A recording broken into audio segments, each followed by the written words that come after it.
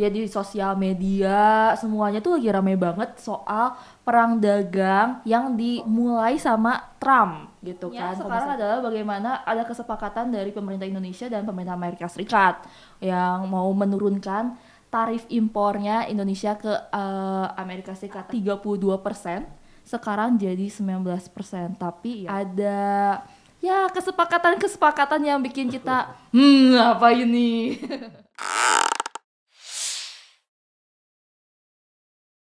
Hai, selamat datang di podcast Ngobrolin HI, tempatnya isu global menjadi obrolan sehari-hari. Oke. Perkenalkan, aku host magang, karena baru pertama kali banget jadi host di podcast Ngobrolin HI. Perkenalkan, nama saya Grace Lia Yoshanti, biasanya dipanggilnya Mbak Geye. Nah, saya di sini nggak sendirian untuk jadi host untuk minggu ini. Sebelah saya ada Mas Apres. Halo semuanya. Oke, Mas Apres, kita bahas apa sekarang, Mas? Sebelum dibahas kita perkenalan dulu. Oh iya, lupa banget. Maaf. Kita di bidang ekonomi politik internasional nih. Di sini ada Mas Ir. Halo Mas Ir, say hai dulu dong. Halo semuanya. Oke. Di sebelahnya Mas Ir ada Bang Tian. Bang, hai dulu dong, Bang. Halo. Hai. Nah, Mas, jadi kita bahas apa ini? Nah, ini tuh sebenarnya topik spesial ya. Kemarin tuh sebenarnya minggu lalu kita ada Unpar Experience. Jadi banyak sekali calon student yang datang ke Unpar untuk pengen tahu di HI atau hubungan internasional Unpar tuh belajar apa sih? Itu pertanyaan yang pasti ditanyakan. Hubungan internasional belajar apa ya? Nah, ini salah satunya nih. Kita itu di HI Unpar belajar ekonomi politik internasional. Nah, fokusnya nanti apa nih? Perang dagang kayaknya menarik. Oh iya, ini lagi rame banget kan. Ya di sosial media semuanya tuh lagi rame banget soal perang dagang yang mulai sama Trump gitu kan. Kalau misalnya kita ingat itu, kita terkaget-kaget kita pagi-pagi buka Twitter, buka Instagram, ini ada yang pengumuman ini Donald Trump tiba-tiba ngeluarin kebijakan tarif-tarifan yang banyak banget itu. Terus paling hotnya sekarang adalah bagaimana ada kesepakatan dari pemerintah Indonesia dan pemerintah Amerika Serikat yang mau menurunkan tarif impornya Indonesia ke Amerika Serikat. Tadinya tuh di angka 32%, sekarang jadi 19%. Tapi ya itu ada ya kesepakatan-kesepakatan yang bikin kita apa ini? Oke, mungkin langsung aja ya ke Bang Tian dan atau Mas Irawan, mungkin siapa saja yang mau menjawab. Mungkin ini basic knowledge dulu nih, kita mulai dari basic knowledge. Sebenarnya yang dimaksud dengan perang dagang itu apa sih? Saya tahu nih, saya baca tulisannya Bang Tian di Pikiran Rakyat ya, Bang Tian ya. Itu sempat mengutip bukunya Mas Bob. Jadi karena Mas Bob ya. Iya. Itu mungkin bisa dijelaskan dulu Bang, apa sih maksudnya perang dagang itu?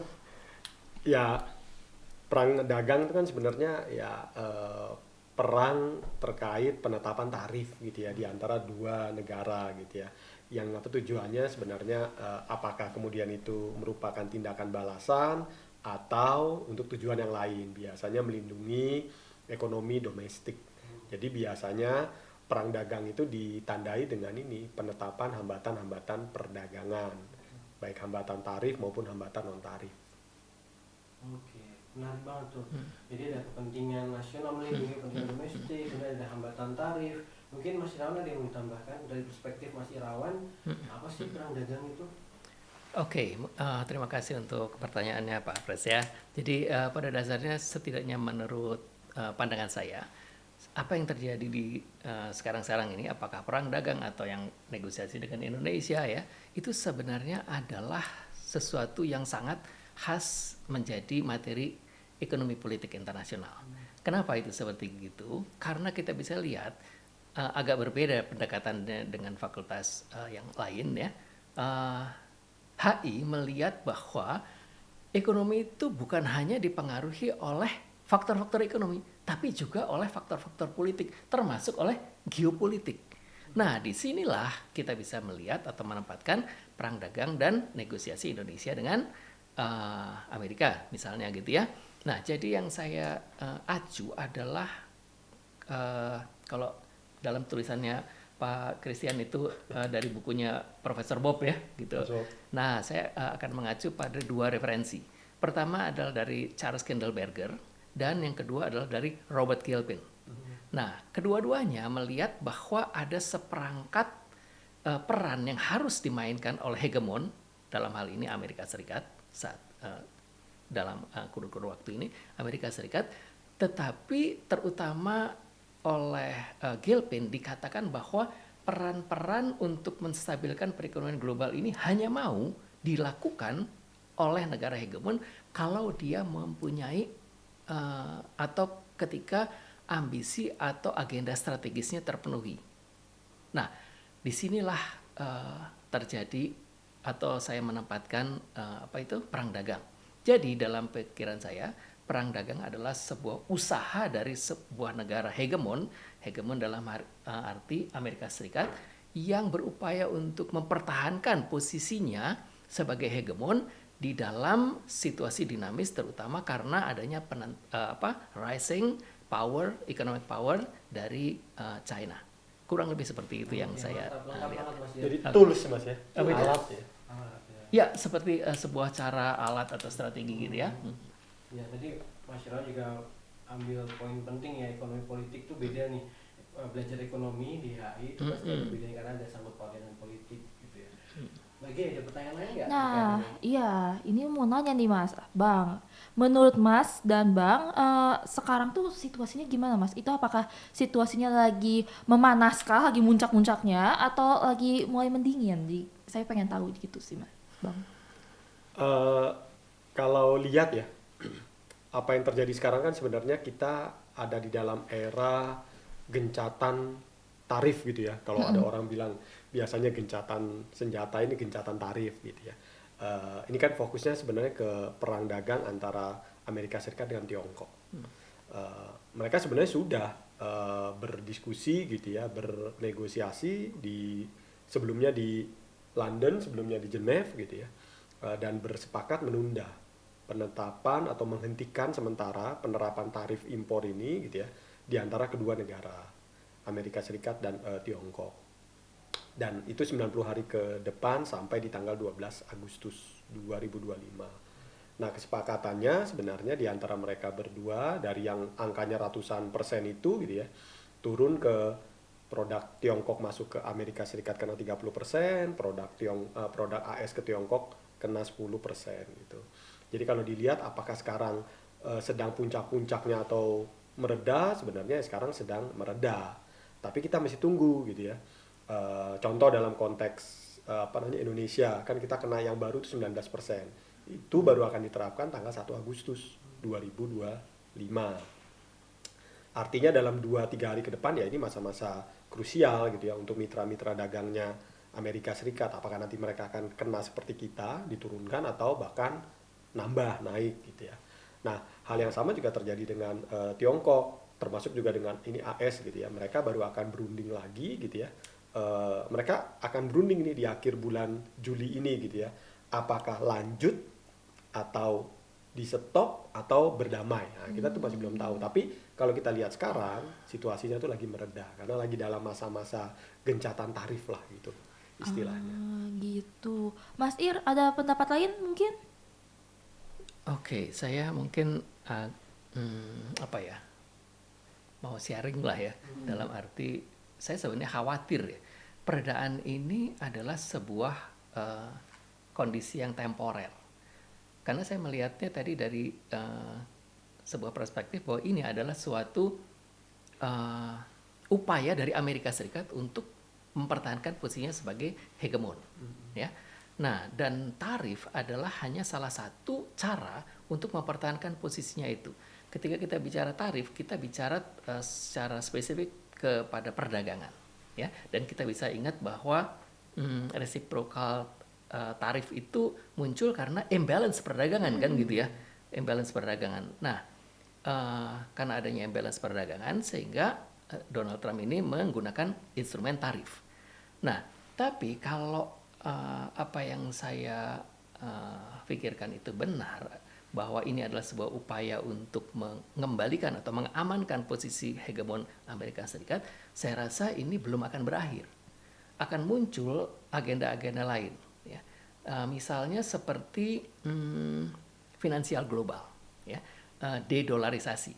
Kita sudah tahu bahwa terjadi dedolarisasi, artinya dolar tidak lagi absolut dipakai dalam transaksi perdagangan internasional dan investasi. Nah, ini kemudian ditangkap oleh BRICS.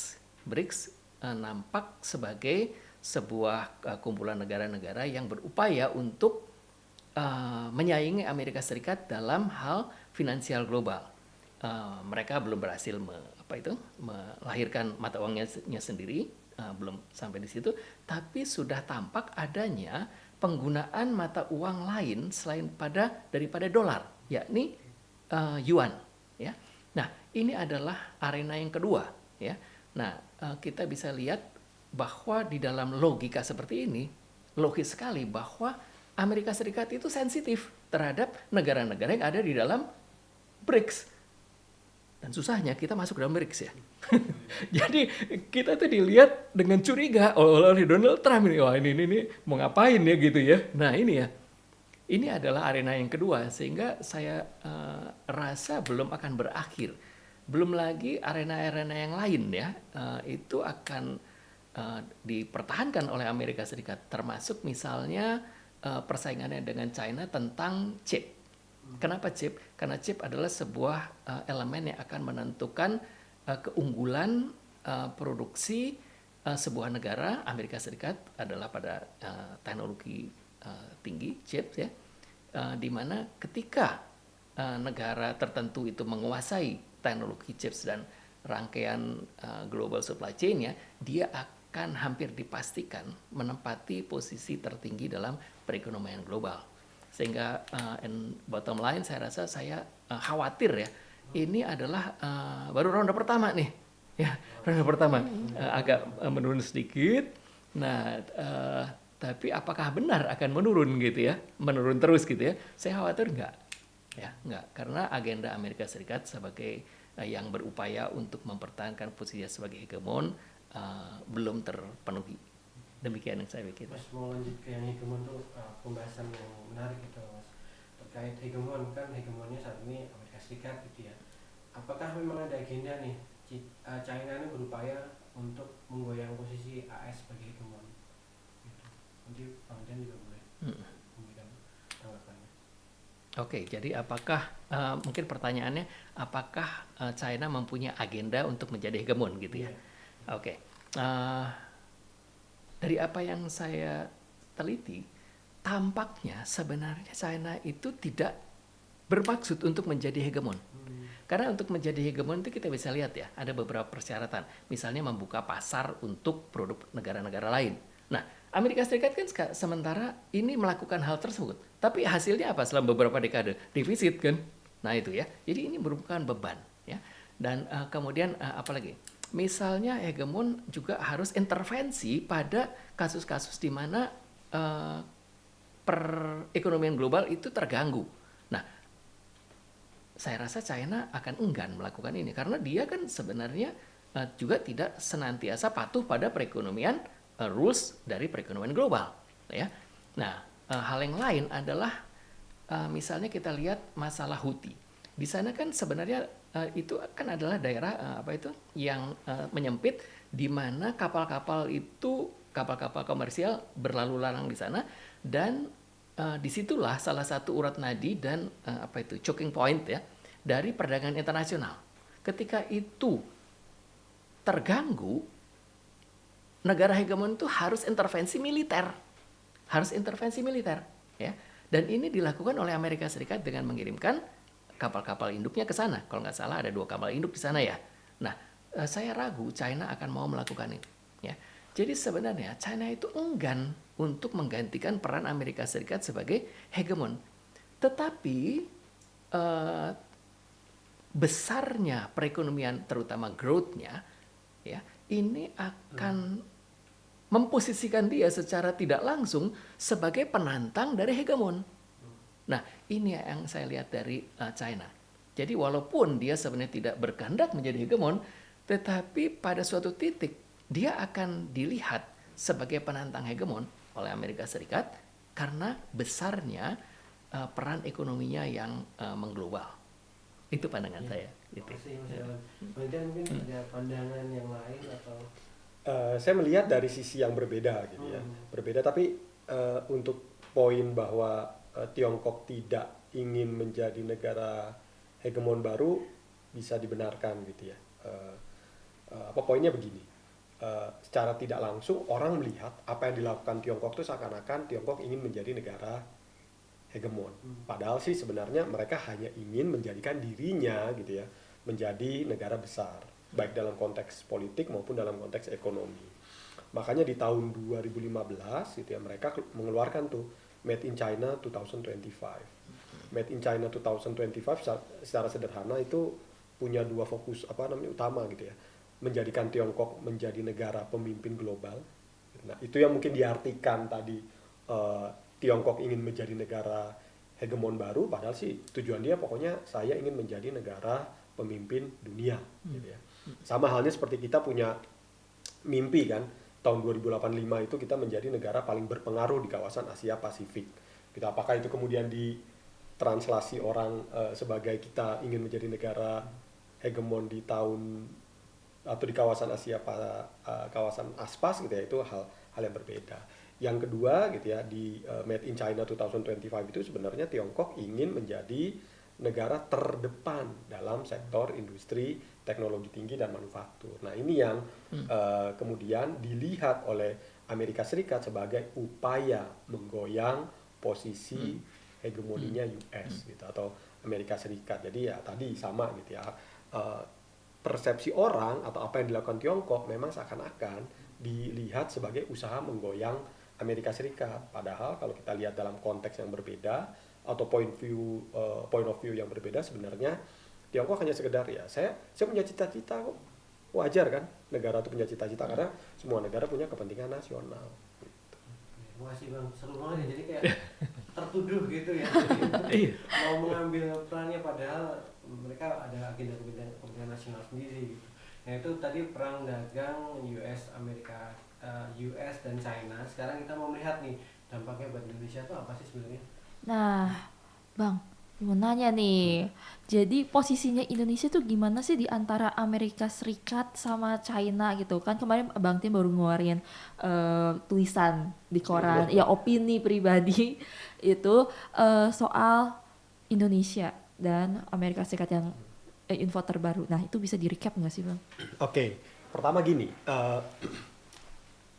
posisi Indonesia ada di mana gitu ya. Pertama perlu dilihat gitu ya dalam konteks yang umum gitu ya.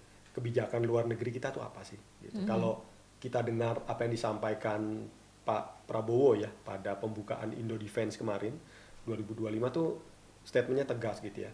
Our foreign policy gitu ya is the policy of non-alignment gitu ya.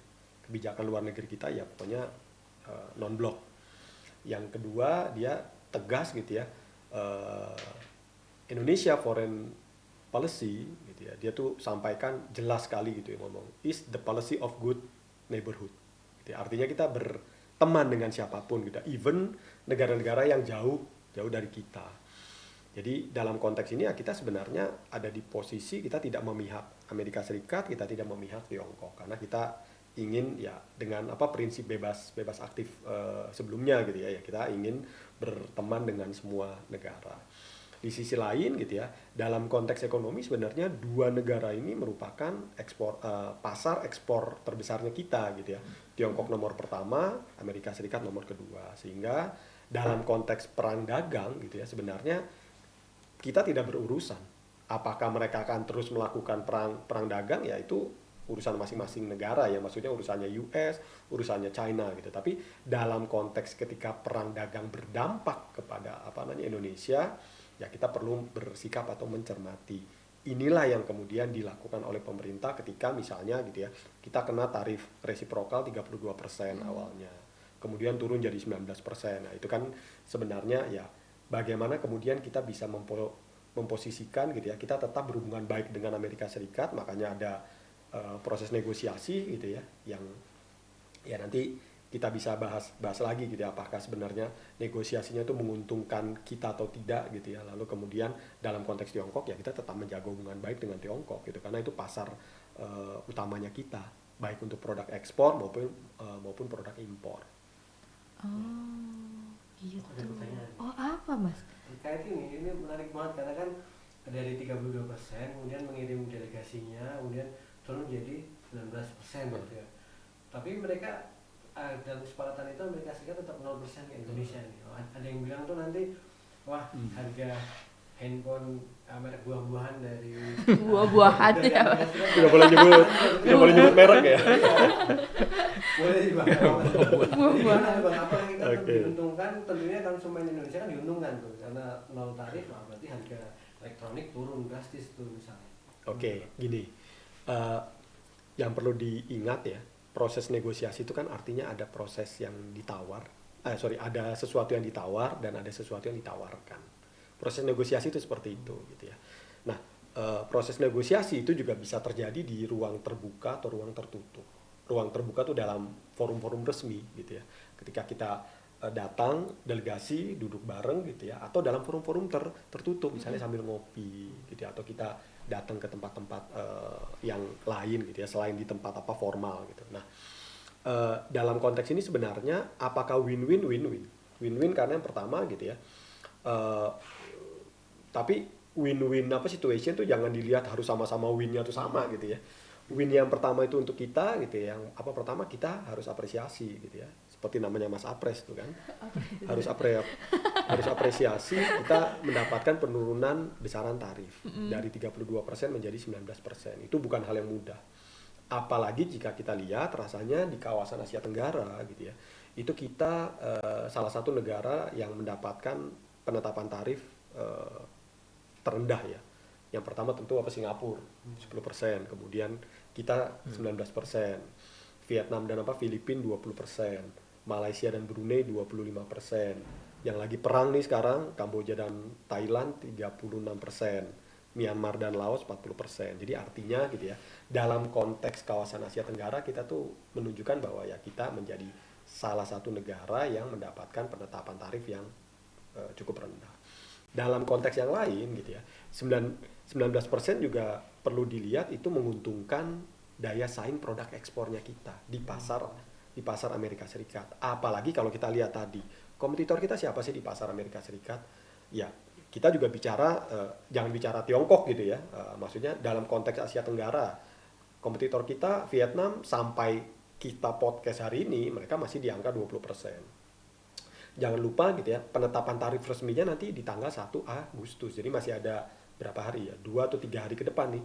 Kalau Vietnam, Filipina, Thailand masih mau nego-nego gitu ya, mungkin mereka bisa turun lagi gitu. Tapi itu membantu kita menjaga daya saing produknya kita di pasar Amerika Serikat, yang akan membantu sisi gitu ya, ekspornya kita, besaran nilai, besaran total volumenya ekspor kita. Ekspor kita apa sih yang besar gitu ya, yang biasanya juga berurusan dengan padat karya, produk-produk tekstil misalnya, atau produk alas kaki gitu. Kalau dalam konteks tekstil gitu misalnya, penetapan 19% itu menguntungkan loh. Karena apa? Kompetitor kita, terutama negara-negara di kawasan Asia Selatan, itu tarif impornya itu masih tinggi. India 27%, Pakistan 29%, Sri Lanka 30%, Bangladesh 35%. Artinya gitu ya, kalau kita bandingkan dengan kompetitor kita yang menghasilkan juga produk tekstil, kita tuh masih diuntungkan. Jadi dari satu sisi kita tuh dapat kok keuntungan gitu ya. Plus tadi yang disebutkan oleh Mas Apres, konsumen US tuh happy karena produk kita menjadi lebih murah dibandingkan ketika ditetapkan 32% gitu ya. Tapi tentu juga perlu lihat juga gitu ya, US mendapatkan keuntungan yang lebih besar daripada kita. Dia dapat akses penuh, kalau bahasanya Trump gitu kan, kami mendapatkan full access gitu ya, into Indonesian market. Wah, itu hal yang juga perlu kita sikapi secara bijak gitu ya. Misalnya gitu ya, penetapan tarif 0% produk-produk AS ke Indonesia pasti akan menguntungkan siapa? Menguntungkan kita yang menggunakan produk-produk Amerika Serikat. Menguntungkan siapa lagi? Menguntungkan importir yang bahan baku produknya itu harus diimpor dari US, sehingga dia bisa menurunkan biaya produksi, sehingga nilai jualnya menjadi lebih murah gitu ya. Di sisi lain gitu ya, tentu juga ada potensi penurunan pendapatan dari bea impor. Yang dulunya kita bisa terapkan beberapa produk AS sekian persen, sekarang dibuat di nol. Sementara kalau kita lihat dengan kesepakatan kerjasama ekonomi yang kita punya, CEPA dengan berbagai negara gitu ya, atau kerjasama ekonomi dengan berbagai negara, sebenarnya kita sudah menghapus tuh pos-pos tarif itu ya, sudah sampai ke level 0%. Artinya ada potensi nanti penurunan pendapatan negara dari bea impor. Padahal kita kan tahu sekarang gitu ya, Indonesia lagi butuh uang lah gitu ya untuk ya menjalankan program-programnya pemerintah gitu ya, proyek-proyek infrastruktur misalnya, atau program-program apapun misalnya makan bergizi gratis dan yang lain-lain gitu. Jadi ya itu yang perlu sikapi. Di sisi lain juga ada hal yang perlu kita cermati bersama gitu ya. Walaupun kita mendapatkan keuntungan itu diturunkan gitu ya 19%, tapi rasanya perlu ada kehati-hatian ketika bicara dalam kesepakatan tadi bicara soal isu TKDN, total komponen dalam negeri. Padahal kita tahu TKDN itu kan sebenarnya digunakan untuk menggerakkan perekonomian lokal, melibatkan produsen-produsen lokal, supaya ada proses transfer teknologi, ada proses transfer pengetahuan. Nah, ini yang nanti akan hilang ketika produk US itu tidak perlu memenuhi ketentuan TKDN. Jadi rasanya kalau dilihat apakah menguntungkan atau tidak, di sisi lain menguntungkan, tapi ada potensi ancaman yang rasanya perlu disikapi dengan hati-hati. Oke, berarti meskipun nggak sampai sama-sama 0%, Indonesia masih mendapatkan win-nya gitu ya. Iya. Oke. Berikutnya nih yang sempat viral kemarin, Mas Irawan dan Bang Dian, karena kan sempat rame bahwa data pribadi itu masuk dalam kesepakatan dagang tuh. Nah itu gimana, kan sempat rame tuh.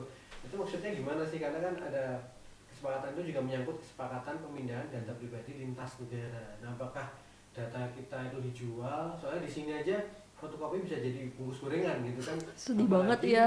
Sedih banget gitu. Apalagi kita sampai lintas negara, gimana nasib kita nih? Mungkin Mas Irawan dulu, nanti ke Bang Dian setelah itu. Saya agak kurang punya informasi ya tentang itu ya. Tetapi secara logik aja ya, kita sempat mengalami kebocoran data ya, data nasional itu ya, kebocoran data nasional. Dan itu menurut saya logis. Logis kenapa? Itu bocor nggak bocor, itu kan tergantung teknologi yang dimiliki. Ya. Dan ketika kita bicara tentang data, itu kan teknologinya bukan kita yang bikin, kita kan user gitu ya. Kita user ya. Jadi ini adalah sebuah fenomena yang pernah kita alami. Ya. Apakah kita mampu mengamankannya? Saya rasa tidak gitu ya. Kita nggak punya teknologinya ya. Nah, jadi kalau saya jadi ingat beberapa saat yang lalu itu kan mau membuat sebuah digital security ya. Nah itu merupakan sesuatu yang bagi saya merupakan suatu hal yang nyaris tidak mungkin. Ya, karena kita pakai aturan apapun ya, kalau kita nggak punya teknologinya, kita nggak akan berdaya. Nah, mungkin yang saya bisa tahu adalah seperti itu. Jadi we don't have the technology to secure our own data ya. Nah tapi saya nggak punya informasi tentang data yang dikirim ke Amerika. Saya nggak terlalu tahu ya, mungkin itu akan lebih baik dijawab oleh yang lebih pakar lah. Jadi masih bahaya gitu ya Mas ya, urusan data ini.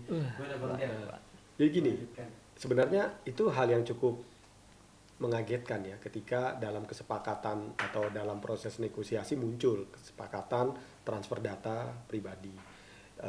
Yang bisa kita cermati yang pertama gitu ya, ini harus disikapi dengan hati-hati dan bijak gitu ya, karena kesepakatan ini kelihatannya tidak fokus kepada perlindungan data pribadi warga negara Indonesia.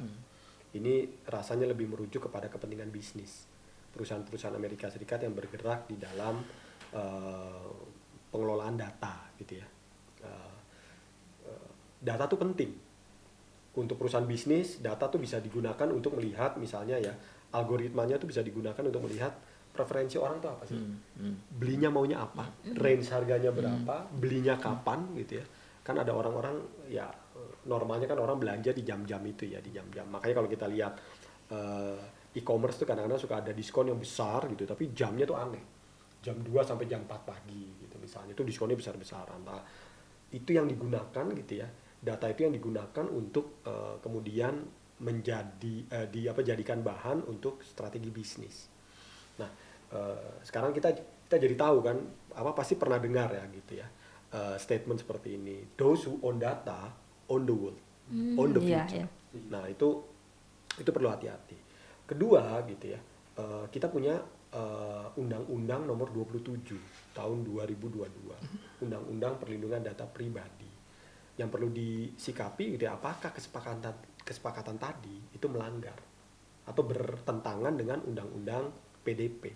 Karena Undang-Undang Perlindungan Data Pribadi itu kan fokus kepada menjamin data privasi gitu ya, hak privasinya kita termasuk tata kelolaannya. Nah, itu yang rasanya juga walaupun belum keluar statement apapun ya, apakah itu memang sudah difinalkan atau belum ya, kita masih menunggu. Tapi dua hal itu yang rasanya yang kemudian menjadi perhatian kita bersama ya. Ini rasanya kepentingannya untuk keluar gitu ya. Yang kedua, kita punya undang-undang, apakah nanti akan bersinggungan atau tidak gitu. Jadi memang sama seperti Mas Ir tadi ya, rasanya kita juga perlu berhati-hati. Ya betul, data kita udah bocor ya, kalau info kemarin sudah bocor gitu ya, tapi ya jangan sampai juga kemudian dalam konteks yang resmi legal data kita digunakan oleh pihak lain untuk kepentingan yang belum diatur rasanya ya. Gitu. Makasih Bang. Ini Gia ada pertanyaan pamungkas nih. Iya. Silakan, Gi. Dengan kondisi yang seperti ini ya, kayak nggak menentu banget, benar nggak sih Bang Mas gitu kan?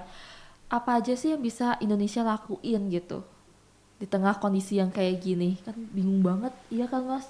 Ngelihat sosial media, wah kayaknya panas banget nih tiap hari ngeliat Twitter, Instagram gitu kan gitu. Ya apa sih yang bisa Indonesia lakuin gitu?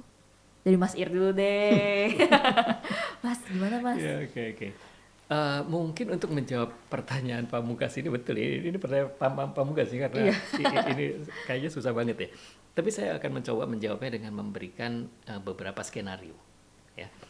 Nah, skenario pertama adalah tentu Amerika Serikat berhasil untuk menempatkan dirinya kembali sebagai the hegemon. Ya, itu kemungkinan yang pertama. Nah, tapi menurut saya prosesnya nggak akan cepat. Ya, ini kan baru nanganin masalah perdagangan ya, melalui tarif. Ya, gimana dia menangani dedolarisasinya? Ya, gimana dia menangani misalnya chip war-nya? Ketika kita bicara tentang chip war, kalau dipendekkan ya, nampaknya Amerika Serikat mulai lebih unggul sedikit daripada China ya, dengan program Stargate-nya ya. Nah, tapi apakah ini sudah tuntas? Saya rasa belum ya. Jadi ini akan memakan beberapa waktu.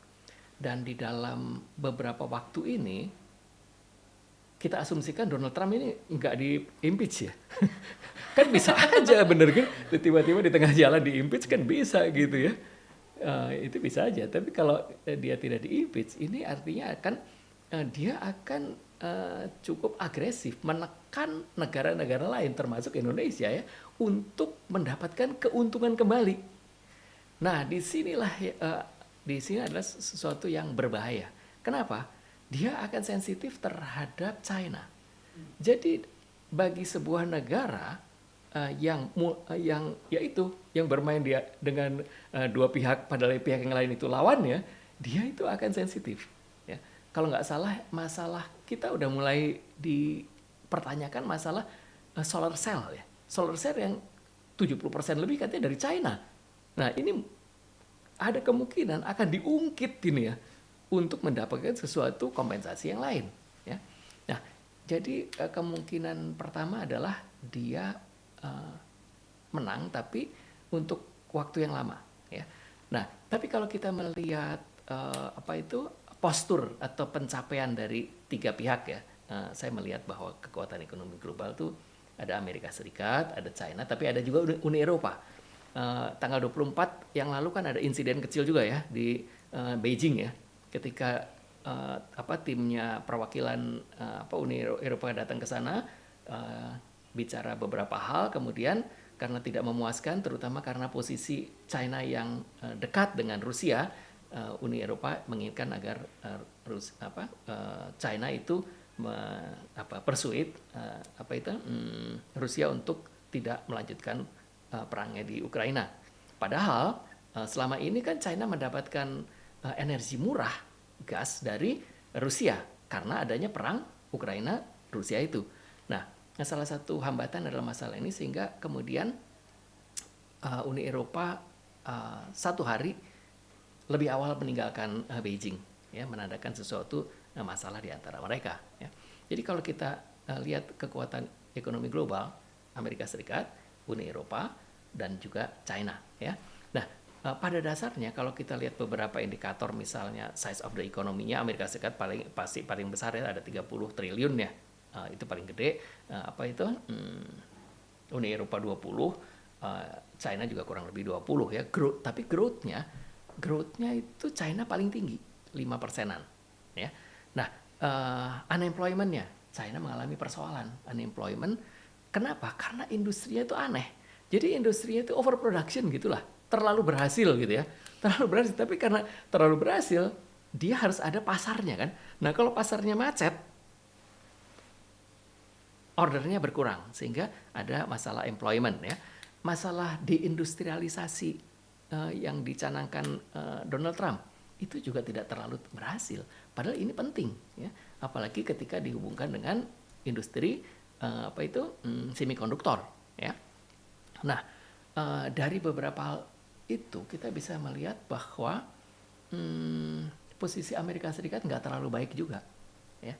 Artinya ada kemungkinan bahwa agenda atau skenario Donald Trump untuk menjadikan Amerika Serikat di posisi yang secure di dalam perekonomian global itu tidak akan tercapai dalam masa kepemimpinan dia. Ya. Nah, itu yang pertama. Jadi saya lihat bahwa kemungkinan untuk itu tidak terlalu besar. Ya. Nah, kemungkinan kedua adalah memang Amerika Serikat tidak berhasil melakukan itu. Ya. Dan itu akan membuat kita mempunyai pilihan yang lain, ya, mempunyai pilihan lain. Lumayan kan kalau kita punya pilihan ya.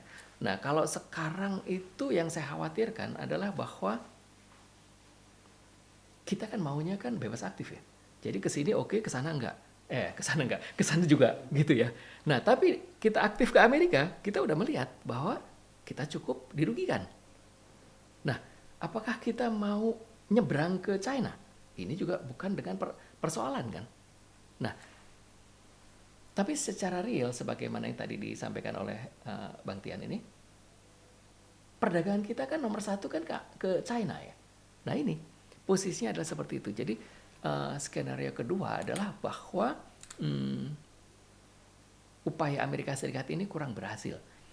Tetapi baik skenario 1 atau skenario 2 yang akan terjadi, kita akan mengalami dalam beberapa tahun ke depan yang saya duga, walaupun mudah-mudahan salah ya, tapi yang saya duga kita akan mengalami pressure yang makin meningkat atau pressure yang tidak berkurang dari Amerika Serikat.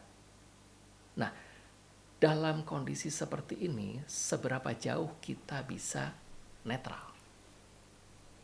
Nah, itu adalah sebuah titik yang krusial yang saya rasa yang harus kita persiapkan. Ya, apakah apa yang mau kita lakukan? Dekat dengan Amerika, dekat dengan China, dekat dengan dua-duanya, atau jauh dengan dua-duanya gitu ya. Okay. Nah itu kurang lebih seperti itulah. Langsung Bang Tian nih. Oke. Menjawab pertanyaan Geye tadi gitu ya. Ini pertanyaan yang nggak mudah gitu ya. Saya biasanya mulai dengan gitu ya. Biasanya kalau kita harus bersikap gitu ya, atau apa yang bisa kita lakukan, kita harus dulu merujuk kepada gitu ya, apa tujuan yang kita punya gitu ya. tujuan yang kita punya itu kan sebenarnya kita bicara kepentingan nasional. Kepentingan nasional kita tuh sebenarnya kalau bisa dilihat sekarang tuh banyak gitu ya. Di RPJPN, Rencana Pembangunan Jangka Panjang Nasional gitu ya, 25 sampai 45 tuh ada 5 gitu ya. Pendapatan per kapitanya setara dengan negara maju gitu ya. Meningkatkan pengaruh kita di dunia internasional gitu ya. Meningkatkan kualitas sumber daya manusia gitu, mengurangi ketimpangan, net zero emission gitu ya, itu kepentingan nasional kita. Target, kita punya target di 28-29, rata-rata pertumbuhan ekonomi 8%. Kita punya visi Indonesia Emas 2045. Kita punya mimpi Indonesia 2015-2085 gitu ya.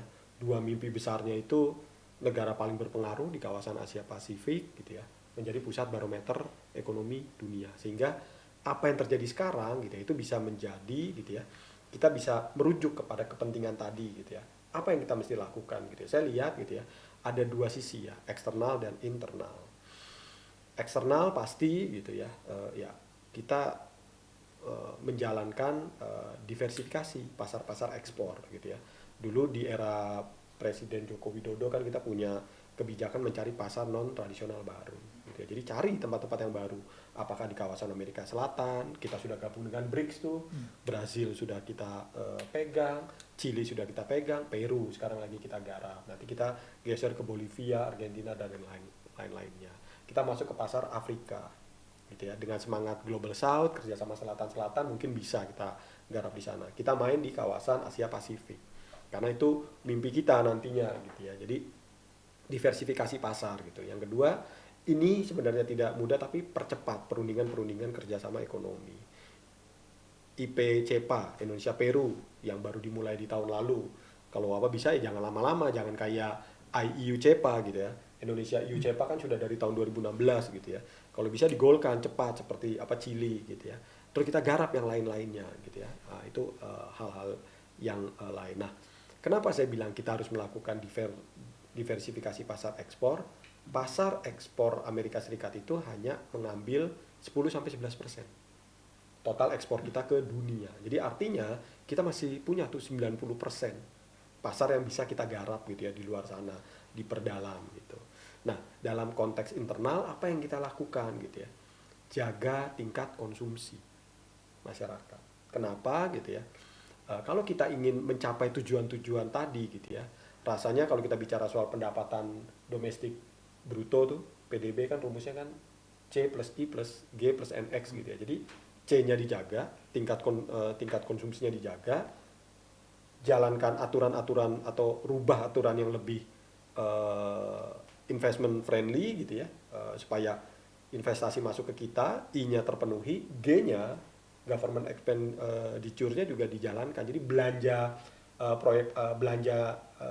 anggaran pemerintah untuk proyek-proyek infrastruktur mesti dijalankan. Kenapa? Itu yang membuka lapangan pekerjaan supaya tingkat konsumsinya jalan. Plus ya hal-hal lain ya, misalnya kita pernah mendengar BLT ya, bantuan langsung tunai, itu kan tujuannya supaya ketika orang punya uang gitu ya, dia akan belanja, spending, sehingga aktivitas ekonomi itu jalan. Sehingga target mencapai 8% itu ya bisalah terpenuhi. Sekarang kan di angka 4,9 sampai 5 lah kira-kira gitu ya. Atau yang kemarin yang baru rame kemarin ya, 1-2 hari yang kemarin gitu ya, BSU, bantuan subsidi upah gitu ya, itu rasanya bisa kita lakukan. Jadi fokus aja di eksternal dan internal gitu ya. Rasanya dengan fokus ke sana, tadi saya sepakat tuh dengan Mas Ir yang kedua tadi ya gitu ya, bahwa kita nantinya tidak hanya tergantung terhadap Tiongkok, tidak hanya tergantung terhadap Amerika Serikat, tapi kita dengan statement Pak ini ya, Prabowo ya, the policy of the good neighbor gitu ya, kita akan masuk ke banyak negara, berteman dengan banyak negara. Gitu, Gaya dan Mas Apres. Banyak insight. Iya. Thank you ya, Bang Tian, Mas Irawan, udah 40 menit ternyata nggak kerasa. Kerasa Iya. banget, terima kasih. Padahal Mas Ir udah siap untuk 2 jam ke depan. Wah, Itu perlu ambil kelasnya, Mas. Keren Mas Ir tuh break sekarang gitu. Ya, jadi ternyata dia membuka GG, mungkin saya akan closing ya. Jadi terima kasih Bang Tian dan Mas Irawan sekali lagi. Saya tidak akan menyimpulkan karena apa? Karena saya masih ingin diskusinya berlanjut. So I invite all of you guys to write your comments on YouTube. nanti kita lanjut diskusinya di sana gitu ya Bang ya. Kita cek Siap, YouTube-nya, selalu kita siap. jawab komen-komen atau mungkin ada pertanyaan terkait diskusi kita hari ini atau seputar HI Unpar, boleh banget. Oke ya. Saya tutup sekarang. Terima kasih. Thank See you. you. Bye bye.